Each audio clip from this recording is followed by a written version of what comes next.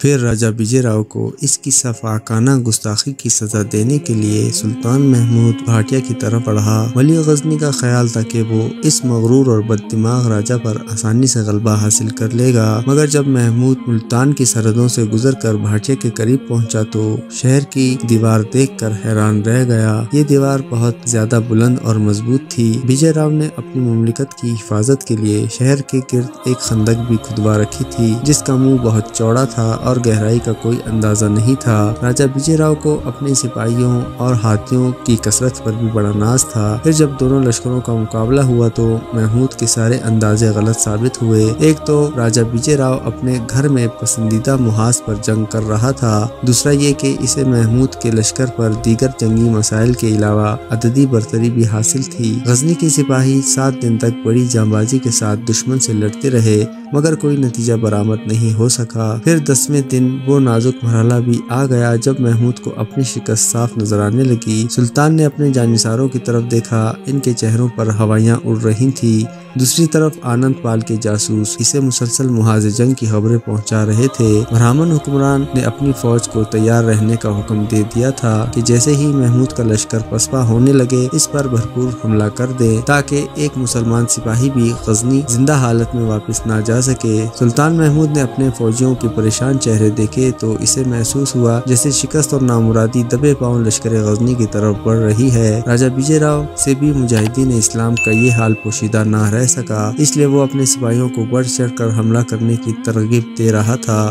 محمود نے اپنی ذہانت اور مہارت کو بروئے کار لاتے ہوئے پے در پے کئی شدید حملے کیے، مگر اس کی ہر تدبیر رائے گاں گئی۔ راجہ وجے راؤ کے سپاہی آہستہ آہستہ آگے بڑھ رہے تھے اور سلطان کے جانبازوں کو مجبوراً محاذ جنگ سے پیچھے ہٹنا پڑ رہا تھا۔ اگر پسپائی کا یہ عمل کچھ دیر اور جاری رہتا تو غزنی کے سپاہی بالآخر محصور ہو کر رہ جاتے۔ محمود نے اس سے پہلے بھی کئی مشکل جنگی مارکے سر کیے تھے، لیکن بھاٹیا کا یہ محاذ سب سے زیادہ مشکل اور پریشان کن تھا۔ ولی غزنی کی سمجھ میں کچھ نہیں آ رہا تھا کہ وہ وجے راؤ کی طاقت کے بڑھتے ہوئے سیلاب کو کس طرح روکے۔ وہ محمود کی زندگی کے نازک ترین لمحات تھے۔ سلطان ابھی راجہ وجے راؤ کے نرغے میں نہیں آیا تھا۔ اگر وہ چاہتا تو ایک معمولی سا نقصان اٹھانے کے بعد اپنی فوجوں کو واپس لے جا سکتا تھا، لیکن اس کے ساتھ ہی ہندوستانی راجاؤں کے دلوں پر قائم ہونے والی ہیبت بھی ختم ہو جاتی، اور جب کسی حکمران کی ہیبت ختم ہو جائے تو پھر وہ دشمن کے ہاتھوں میں ناچنے والی کٹ پتلی کی شکل اختیار کر لیتا ہے یا پھر مٹی کا فرمانرواں بن کر رہ جاتا ہے۔ سلطان کئی دن سے اسی ذہنی کشمکش میں مبتلا تھا کہ اچانک اس کی سماعت میں شیخ نظام شاہ کے الفاظ گونجنے لگے، اگر کبھی محاذ جنگ پر کوئی مشکل پیش آ جائے تو فتح بدر اور احد کے واسطے سے دعا مانگنا۔ یکایک ولی غزنی کو محسوس ہوا کہ جیسے وہ گہری تاریکی سے نکل کر تیز اجالے میں آ گیا ہے۔ محمود فوراً ہی گھوڑے کی پشت سے اترا اور وضو کر کے 2 رکعت نماز پڑھنے لگا۔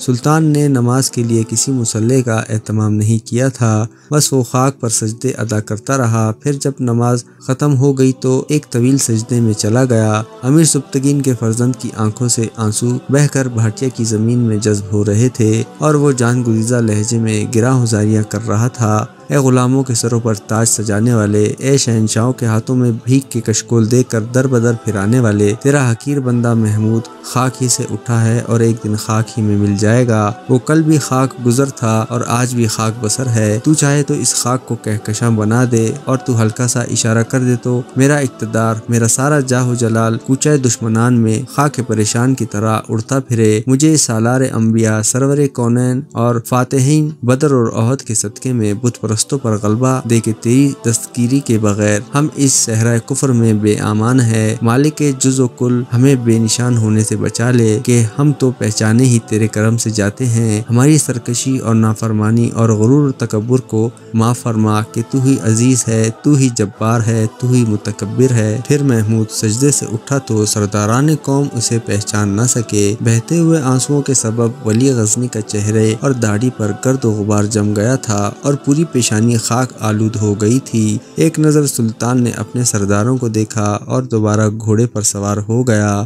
دور تک میدان جنگ پر نگاہ کی اور بلند آواز میں اپنے سپاہیوں کو مخاطب کیا، دل اور زبانوں دونوں سے اقرار کرو کہ تمام اقتدار، تمام طاقت، تمام غلبہ اور تمام غرور صرف اللہ کے لیے ہے۔ اگر کسی سپاہی کے دل میں یہ وسوسہ پیدا ہو گیا ہے کہ اس کے بازو بہت توانا ہیں اور اس کی شمشیر کی کاٹ بہت ہیبت ناک ہے تو وہ اپنے اس گناہ سے توبہ کرے۔ میدان جنگ میں تھوڑے تھوڑے فاصلے پر کھڑے ہوئے نقیب اپنے فرما رواں کے الفاظ کو دوسرے سپاہیوں تک منتقل کر رہے تھے۔ مت خوف کرو وجے راؤ کی کثیر سپاہ سے اور مت ڈرو کوہ پیکر ہاتھیوں کی طویل قطاروں سے۔ محمود نے پورے جاہ و جلال کے ساتھ کہا، یہ جنگی وسائل کے انبار تمہارا کچھ نہیں بگاڑ سکتے۔ اگر وجے راؤ کے ہاتھیوں نے تمہارے کعبہ جان کو مسمار کرنے کی کوشش کی تو وہ ذات لازوال تمہاری مدد کے لیے ابابیلوں کے لشکر بھیج دے گی۔ رب کعبہ کی قسم، ہر دور میں ایسا ہی ہوا ہے۔ جب بھی تم اسے صدقہ دل شرک سے پاک دھڑکتے ہوئے دلوں اور بہتے ہوئے آنسوؤں سے پکارو گے، وہ تمہاری مدد کو ضرور آئے گا۔ اس کی صفت کبھی تبدیل نہیں ہوتی، کبھی نہیں، کبھی نہیں۔ ولی غزنی کی یہ مختصر سی تقریر کیا تھی؟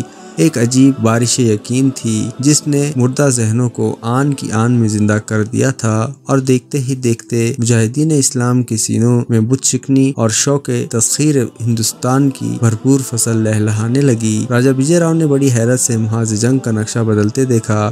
غزنی کے سپاہی پیچھے ہٹنے کے بجائے آہستہ آہستہ آگے بڑھ رہے تھے۔ بھارچے کے حکمران نے اپنے فوجیوں کو للکارا اور دشمنوں کی صفوں کو اکھاڑ دینے کا حکم دیا، مگر مجاہدین اسلام کی پیش قدمی جاری تھی، یہاں تک کہ شام ہو گئی اور دونوں طرف کے سپاہی اپنے اپنے خیموں کی طرف لوٹ آئے۔ راجہ وجے راؤ ساری رات نہیں سو سکا۔ ایک جیتی ہوئی جنگ پر اس کی گرفت کمزور ہوتی جا رہی تھی۔ یکایک راجہ جے پال کی شکست اور آگ میں جلنے کا منظر اس کی آنکھوں کے سامنے ابھر آیا۔ پھر یہ ہیبت دل اس قدر بڑھی کہ بھاٹیا کا حکمران، جو خود کو ناقابل تسخیر سمجھتا تھا، گھبرا کر مندر میں داخل ہو گیا اور اس نے طاقت کی دیوی درگا کے قدموں پر سر رکھ دیا۔ دیوی اپنے اس داس کو شکتی دے، وہ دیوتاؤں کا دشمن تیرے بھی گھر میں داخل ہونے والا ہے۔ راجہ وجے راؤ بڑے عاجزانہ لہجے میں درگا کے کرم کی بھیک مانگ رہا تھا۔ اگر تیرے نام لیوا اس جنگ میں ہار گئے تو پھر تو بھی اپنے مقام پر نہیں رہ سکے گی۔ محمود تمام دیوتاؤں کے مجسموں کو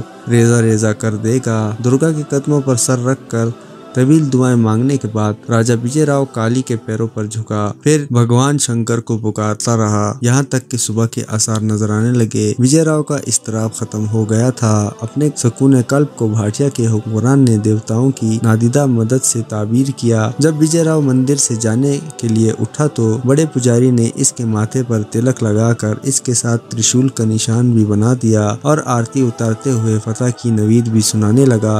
راجہ وجے راؤ بڑے اطمینان سے لشکر گاہ تک پہنچا اور اپنے سپاہیوں کو مخاطب کرتے ہوئے بولا، کل رات مجھے دیوتاؤں نے اپنے آشیرواد سے سرفراز کر دیا۔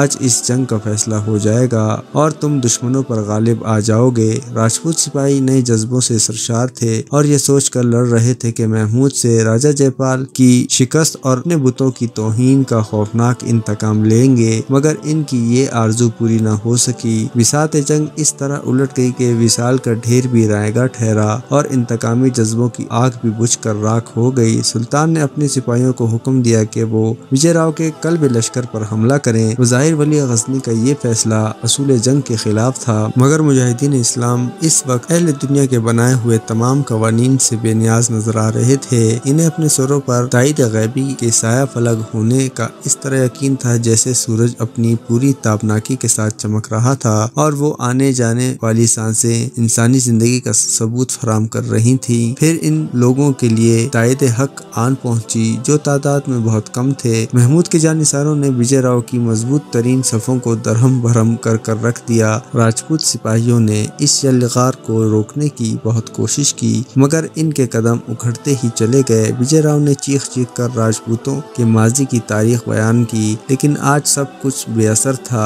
غزنی کے کوہساروں سے اتر کر بھاٹیا کے میدان میں آنے والی ہواؤں نے تاریخ کے اوراق منتشر کر دیے اور راجہ وجے راؤ میدان جنگ سے فرار ہو کر قلعے میں پناہ گزین ہو گیا۔ ولی غزنی نے آگے بڑھ کر قلعے کا محاصرہ کر لیا۔ راجہ وجے راؤ قلعے کے چاروں طرف کھدی ہوئی گہری خندق کے باعث اپنے آپ کو مکمل طور پر محفوظ سمجھ رہا تھا۔ محمود نے بھی اس صورتحال کو پوری شدت کے ساتھ محسوس کیا اور ایک لمحہ ضائع کیے بغیر خندق کے پاٹنے کا حکم جاری کر دیا۔ پھر جب قلعے کی دائیں اور بائیں جانب کی خندق کو پاٹا جا چکا تو राजा विजय राव पर वहशत सी तारी होने लगी। अब किले का सिर्फ भी हिस्सा बाकी था।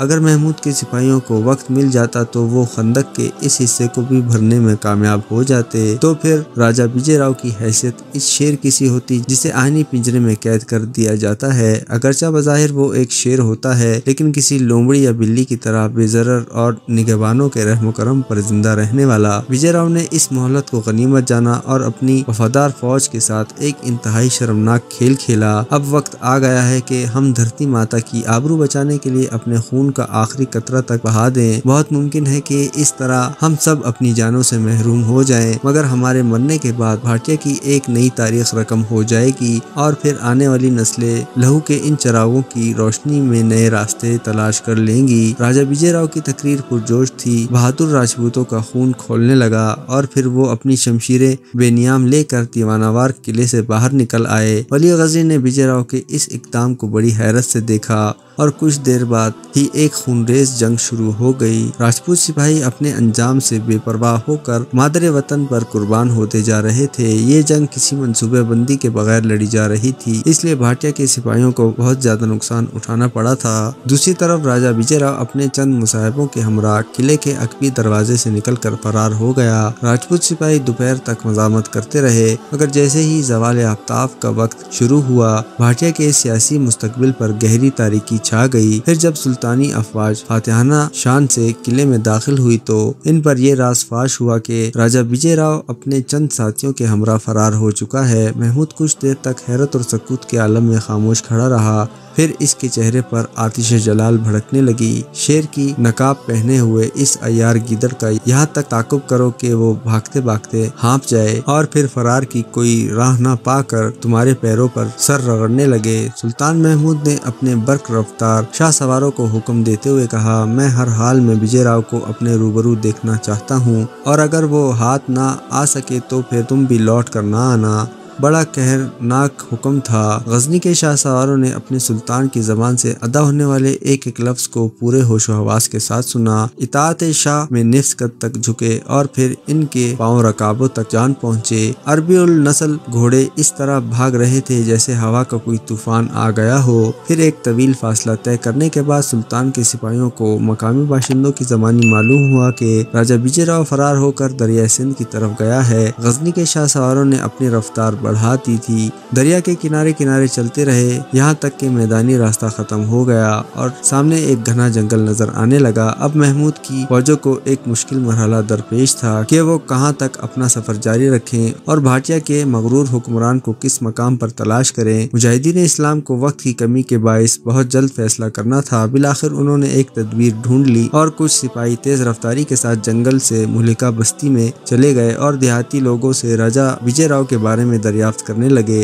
शुरू में तो गांव वालों ने लाइल्मी का इजहार किया, मगर जब सुल्तान के सिपाहियों ने बस्ती को आग लगाने की धमकी दी तो देहाती बाशिंदों ने ये राज फाश कर दिया कि राजा विजय राव अपने चंद साथियों के हमरा इसी जंगल में छुपा हुआ है और बस्ती के लोग ही इसके खाने पीने का बंदोबस्त करते हैं। सुल्तान के सिपाही बर्क रफ्तारी के साथ वापिस आए और अपने साथियों को इत्तला दी। फिर कुछ देर बाद ही पूरे जंगल को चारों तरफ से घेर लिया गया। इसके बाद सिपाहियों का एक दस्ता जंगल के अंदर दाखिल हुआ और आहिस्ता आहिस्ता राजा विजय राव के गिर्द घेरा तंग होता चला गया, यहाँ तक के भाटिया का हुक्मरान और इसके चंद साथी सामने नजर आने लगे। अपने शिकार को नजदीक पाकर गजनी के शाह सवारों ने चीखते हुए कहा, विजय राव, अब तेरे लिए इस दुनिया में कहीं कोई जाए अमान नहीं, सिवाय इसके कि तू सुल्तान जी मकाम के कदमों पर अपना सर रख दे। हमें पनाह चाहिए, हमें जिंदगी चाहिए। विजय राव के सिपाहियों ने अपनी तलवारें जमीन पर फेंकते हुए कहा, हमें अपने सुल्तान के पास ले चलो, हमें इसके करम के सिवा कुछ नहीं चाहिए। राजा विजय राव खामोश था और अपनी शमशीर बेनियाम किए हुए आहिस्ता आहिस्ता पीछे हट रहा था। मकार लोमड़ी, तू कहाँ भागेगी कि इस जंगल का मालिक सुल्तान गजनी है और इसके बिछाए हुए जाल के फंदे बहुत ज्यादा सख्त हैं। महमूद के सिपाहियों ने दोबारा चीखते हुए कहा। राजा विजय राव ने घबरा कर पीछे की तरफ देखा। वहाँ भी चमकती हुई तलवारों के साथ गजनी के कुछ سپاہی موجود تھے اور اس طرح آگے بڑھ رہے تھے کہ جیسے کوئی شیر اپنے شکار پر جھپٹنے والا ہو۔ راجا وجے راؤ کی آنکھوں کی پتلیاں بڑی تیزی سے گردش کر رہی تھی۔ آگے پیچھے دائیں بائیں غزنی کی فوج ہی فوج تھی۔ شمشیر کے قبضے پر وجے راؤ کی گرفت مضبوط تر ہوتی گئی۔ اس کی حسرت زدہ نظروں نے آسمان کی طرف دیکھا، مگر درختوں کی گھنی شاخوں اور پتوں کے سبب آسمان کا کوئی گوشہ نظر نہیں آ رہا تھا۔ اے درگا، تو نے اپنے ایک جانثار پجاری کو کیسی ذلت اور بے بسی کی موت مرنے کے لیے تنہا چھوڑ دیا۔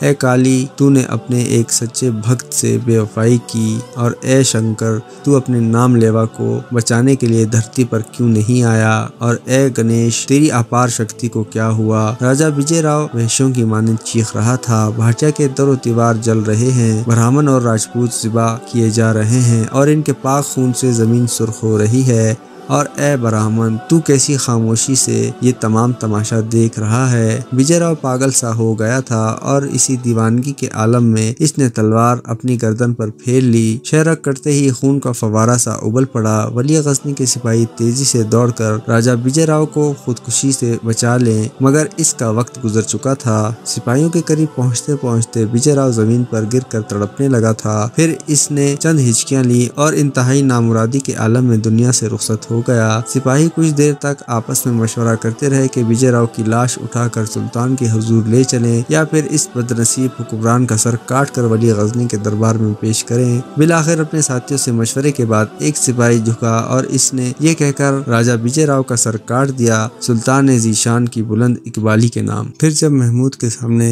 راجا وجے راؤ کا سر پیش کیا گیا تو ولی غزنی اداس نظر آنے لگا۔ کاش وجے راؤ کو زندہ گرفتار کر کے ہمارے سامنے لایا جاتا، پھر ہم اسے بتاتے کہ ولی غزنی کے سفیر کی زبان کاٹنے کا کیا انجام ہوتا ہے۔ بے شک وہ خودکشی کر کے ہمارے قہر سے محفوظ ہو گیا۔ وجے راؤ بہت ہوشیار تھا اور شاید اسے اندازہ ہو گیا تھا کہ گرفتاری کے بعد ہم اس کے ساتھ کیا سلوک کریں گے۔ یہ کہہ کر سلطان محمود کچھ دیر کے لیے خاموش ہو گیا اور پھر اہل دربار کو گہری نظروں سے دیکھنے لگا۔ ولی غزنی نے اسی مقام پر اپنا دربار آراستہ کیا تھا جہاں راجا وجے راؤ تخت پر بیٹھ کر اپنی رعایا کی تقدیروں کے فیصلے کیا کرتا تھا۔ محمود نے دربار آراستہ کرنے سے پہلے حاکم بھاٹیا کے تخت کا بغور جائزہ لیا تھا، پھر اس میں جڑے ہوئے تمام قیمتی زر و جواہر نکال لیے تھے اور تخت ایک مقامی اچھوت گھرانے کو یہ کہہ کر دے دیا تھا، تم اپنے فرمانروا کا تخت استعمال کرو تاکہ اہل بھاٹیا کو عبرت حاصل ہو۔ وجے راؤ ایک شکست خوردہ انسان تھا۔ سلطان محمود تو کسی فاتح کا چھوڑا ہوا تخت بھی استعمال نہیں کرتا، وہ اپنا تاج اور تخت خود تراشتا ہے۔ ولی غزنی کے اس عمل سے بھاٹیا کے باشندوں پر سلطان کے جاہ و جلال کی ہیبت طاری ہو گئی تھی۔ پھر اس نے تمام قیدی سرداروں اور امان مانگنے والے معززین شہری کو دربار میں حاضر ہونے کا حکم دیا۔ اس وقت محمود ان ہی لوگوں کے چہروں کا جائزہ لے رہا تھا۔ ہم وجے راؤ کو اتنی آسانی سے مرنے نہیں دیتے۔ یکایک سلطان کی آواز دوبارہ گونجنے لگی۔ پہلے اسے بھاٹیا کی ایک ایک گلی کوچے میں پھرایا جاتا، پھر اس کی گندی زبان پر ہماری عظمتوں کے ترانے ہوتے، پھر وہ اپنی اسی ناپاک زبان سے ہمارے رحم و کرم کی بھیک مانگتا، یہاں تک کہ سارے اچھوت اور اعلیٰ نسل حکمران کی ذلتوں کا تماشا اپنی کھلی آنکھوں سے دیکھتے۔ اس کے بعد ہم اسے غزنی میں پھراتے، یہاں تک کہ وہ ہمارے سفیر علیم الدین اجمی کے پیروں پر دستار رکھ کر اپنے گناہ کی معافی مانگتا، پھر اگر اجمی اسے معاف کر دیتا تو ہم بھی اسے بخش دیتے اور شاید اس طرح ہمارے قہر کی آگ سرد ہو جاتی، مگر وہ عیار مرتے مرتے بھی ہمیں فریب دے گیا۔ محمود کے لہجے میں غصہ بھی تھا اور بہت افسوس بھی۔ پورے دربار پر سکوت مرگ طاری تھا۔ بھاٹیا کے سیاسی قیدیوں کی گردنیں جھکی ہوئی تھی اور چہروں پر ندامت کی دھند پھیلی ہوئی تھی۔ وجے راؤ کی موت کے باعث اس کا جشن رسوائی بے رنگ ہو کر رہ گیا ہے۔ ایک بار پھر ولی غزنی کی آواز دربار میں گونجی، علیم الدین اجمی ہمارے قریب آؤ۔ سلطان نے اپنے معتبر سفیر سے مخاطب ہو کر کہا۔ زبان بزدہ اجمی اپنی نشست سے اٹھا اور محمود کے قریب جا کر دست بدستہ کھڑا ہو گیا۔ اگرچہ ایک مردہ انسان کے ساتھ یہ سلوک اچھا معلوم نہیں ہوتا، لیکن ہم کیا کریں کہ ہم اپنے عدل و انصاف سے مجبور ہیں۔ سلطان کا لہجہ کچھ بجھا بجھا سا محسوس ہو رہا تھا۔ سیاست کے قانون کی نظر میں یہ بھی ایک مجرم تھا۔ اس نے ولی غزنی کے سفیر کی زبان کاٹ کر ایک گناہ عظیم کا ادراک کیا تھا۔ اگر یہ زندہ ہو جاتا تو ہم بھی انصاف کے تقاضے پورے کرنے کے لیے بالآخر اس کی زبان ہی کاٹتے، لیکن یہ ہماری گرفت میں نہیں رہا، مجبوراً ہمیں دوسرا راستہ اختیار کرنا پڑے گا۔ یہ کہہ کر سلطان محمود اپنے سفیر علیم الدین اجمی سے شرابار لہجے میں مخاطب ہوا۔ اجمی ذلیل راؤ کے سر پر 3 بار ٹھوکر لگاؤ اور اس کے ساتھ ہی نقیب بلند آواز میں پکارے کہ سلطان محمود کے سفیر معظم کی توہین کرنے والے کا یہ انجام ہوتا ہے۔ اہل دربار کے دلوں کی دھڑکنیں بے ربط ہو گئیں اور اجمی کے جسم پر ہلکا ہلکا لرزہ طاری ہو گیا تھا۔ تو نے سنا نہیں اجمی، یہ تیرے سلطان کا حکم ہے۔ سفیر کی جھجک دیکھ کر سلطان محمود کا لہجہ مزید قہر انگیز ہو گیا تھا۔ ہماری سفارت کا فریضہ انجام دیتے ہوئے تیری زبان تو کبھی نہیں لڑکھڑائی، مگر آج تیری ٹانگیں کیوں کانپ رہی ہیں؟ اجمی ایک لمحے میں سنبھل گیا اور پوری استقامت کے ساتھ راجہ وجے راؤ کے سر پر ٹھوکریں مارنے لگا اور اس کے ساتھ ہی سلطانی نقیب پکار کر کہنے لگا، سلطان محمود غزنوی کے سفیر معظم کی توہین کرنے والے کا یہ انجام ہوتا ہے۔ سفیر علیم الدین اجمی 3 ٹھوکریں مار چکا تو ولی غزنی نے اپنے سفیر سے پوچھا، تو ہمارے فیصلے سے مطمئن ہے؟ اجمی اس وقت محمود کے لہجے سے گہری آسودگی جھلک رہی تھی۔ اپنی بے زبانی کا احساس کر کے علیم الدین اجمی کی آنکھوں میں آنسو آ گئے۔ ہم اپنے وفاداروں کی آنکھوں کی زبان سمجھتے ہیں اجمی۔ یکایک محمود کا لہجہ بھی رخت آمیز ہو گیا تھا۔ کل تک تو ہماری زبان میں گفتگو کرتا تھا، مگر آج ہم تیری زبان بولیں گے۔ ازل سے اہل وفا کی یہی رسم ہے اور ابد تک یہی رسم جاری رہے گی۔ اجمی بے قرار ہو کر سلطان کے سامنے گھٹنوں کے بل جھک گیا اور ولی غزنی کے ہاتھوں پر اپنے کامتے ہوئے ہونٹ رکھ دیے۔ پھر کچھ لمحے اس عالم میں گزر گئے کہ اہل دربار کو اپنے دلوں کی دھڑکنیں سنائی دینے لگی، یہاں تک کہ اجمی کے آنسوؤں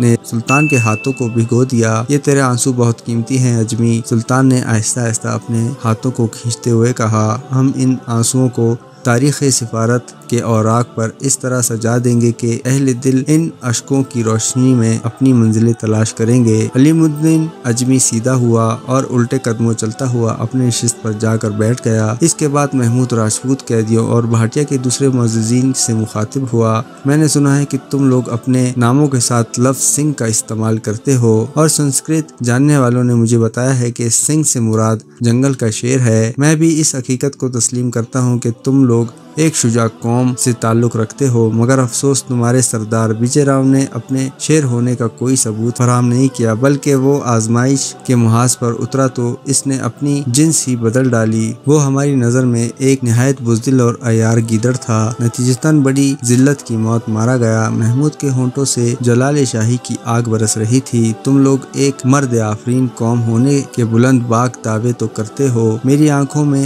آج تک وہ دردناک منظر محفوظ ہے جب تم نے بڑی بے حسی کے ساتھ میرے سفیر کی زبان کاٹی تھی۔ اگر میں چاہوں تو تمہاری اس بے ضمیری کو بنیاد بنا کر تم سب کو گیدڑ کہتے ہوئے طعنہ دے سکتا ہوں، لیکن میں ایسا نہیں کروں گا۔ تم نسلاً شیر ہو تو پھر شیروں ہی جیسی حرکتیں کرو، ورنہ میرا بہرمانہ قانون تمہیں بھیڑ بکریاں بنا کر رکھ دے گا۔ یاد رکھو کہ میں اپنے محکوم کو بار بار ہدایت دینے کا عادی نہیں۔ آج تم سب پورے ہوش و حواس کے ساتھ میری ایک بات سن لو۔ یہ کہہ کر محمود خاموش ہو گیا اور گہری نظروں سے اہل دربار کے چہروں کا جائزہ لینے لگا۔ راجپوت قیدیوں اور بھاٹیا کے معزز باشندوں نے گھبرا کر اپنی گردنیں سیدھی کر لیں۔ ان کے شرمسار اور بجھے ہوئے چہروں پر ایک بڑا سوالیہ نشان ابھر آیا تھا۔ اگر کبھی سلطان غزنی کا کوئی کتا بھی بھاٹیا کے جنگل سے گزرے تو تم سب اس کے احترام میں اپنے اپنے غاروں سے نکل آنا، بس تمہاری شیرانہ حیثیت باقی رہنے کی یہی ایک صورت ہے۔ آتش جلال نے محمود کے چہرے کو